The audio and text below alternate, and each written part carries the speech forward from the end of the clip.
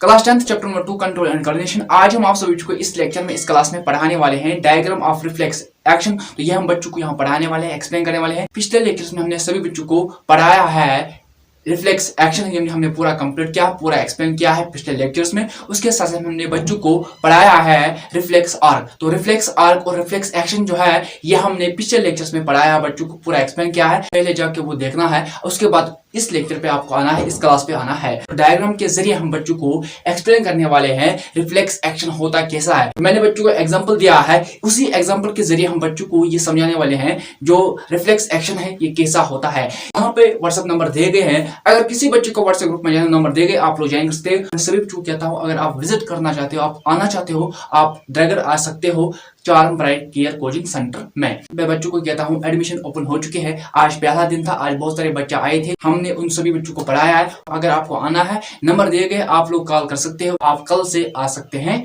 Coaching centre charm bright care coaching centre. और अब हम बच्चों को यहाँ पे डायग्राम ऑफ रिफ्लेक्स एक्शन पढ़ाने वाले हैं। तो डायग्राम के बारे में हम रिफ्लेक्स एक्शन को समझाने वाले हैं। जो एग्जांपल हमने पढ़ी है रिफ्लेक्स एक्शन में, उसी एग्जांपल के जरिए हम बच्चों को यहाँ पे समझाने वाले हैं, एक्सप्लेन करने वाले हैं। डायग्राम ऑफ रिफ्लेक्स एक्शन जो है ये हम बच्चों को स्क्रीन पे दिखाएंगे। जब आपके पास स्क्रीन आएगी और उस समय में हटूंगा, आपको उस स्क्रीन पे डायग्राम आएगी, उस डायग्राम को आपको बनाना है, अपने कॉपी पे अपने रफ पे बनाना है, उस डायग्राम को आपको याद रखना है, वही आपको एग्जाम में बनाना है। डायग्राम ऑफ रिफ्लेक्स एक्शन जो है ये क्वेश्चन आपके पेपर में, आपके एग्जाम्स में आते हैं।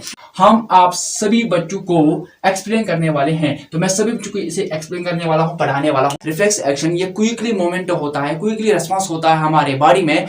इसमें ब्रेन मनवस नहीं होता है। हमारे बॉडी में जो स्पाइनल कार्ड है, स्पाइनल कार्ड रिफ्लेक्स एक्शन को कंट्रोल करता है और स्पाइनल कार्ड ही रिफ्लेक्स एक्शन को कंट्रोल करता है। We touch a hot object like a hot plate quickly back our hand without thinking about it।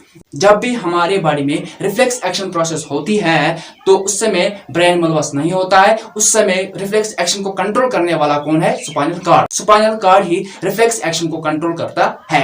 जब आप किसी ऑब्जेक्ट को छूते हो, टच करते हो, किसी भी हॉट ऑब्जेक्ट को, गर्म ऑब्जेक्ट को आप जब छूते हो, उसे जब आपको हॉट लगता है, गर्म लगता है और अपने हाथ को आप बैक लेते हो, क्विकली वापस लेते हो, उसी को कहते हैं this is called reflex action. दूसरा पॉइंट, आप सभी बच्चों को स्क्रीन पर रिफ्लेक्स एक्शन डायग्राम दिख रही होगी। You can see all the childrens on the screen. जब आपके स्क्रीन पे रिफ्लेक्स एक्शन डायग्राम मिल जाएगी, आएगी, तब आपको ये डायग्राम पूरा बनाना है, याद करना है, याद रखना है। डायग्राम ऑफ रिफ्लेक्स एक्शन अगर आपके पेपर में, अगर आपके एग्जाम्स में आना है, जो स्क्रीन पे आपको डायग्राम मिलेगी, जो दिखेगी, वही डायग्राम आपको बनाना है, नोट करना है, उसे बनाना है, उसे अपने ब्रेन में रखना है, उसे अपने दिमाग में रखना है और उसके बाद आपको पेपर में चिपकाना है, लिखना है और ये आपको बनाना है। जब आप सभी बच्चे अपने किचन में जाते हो, किसी हॉट ऑब्जेक्ट को टच करते हो, छूते हो, जब आपको गर्म लगता है, हॉट लगता है, आप अपने हाथ को क्विकली वापस लाते हो, बैक लगते हो, उसी को कहते हैं this is called reflex action. Example के लिए ये जो मेरा मार्कर है,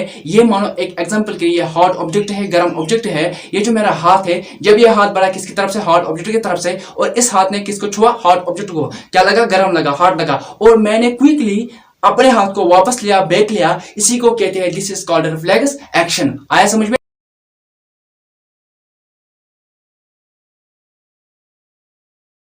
इस क्लास में, इस लेक्चर में हमने डायग्राम ऑफ रिफ्लेक्स एक्शन को पूरा पढ़ा है, समझा है। अब हम बच्चों को मिलेंगे नेक्स्ट लेक्चर में, नेक्स्ट वीडियो में। थैंक्स।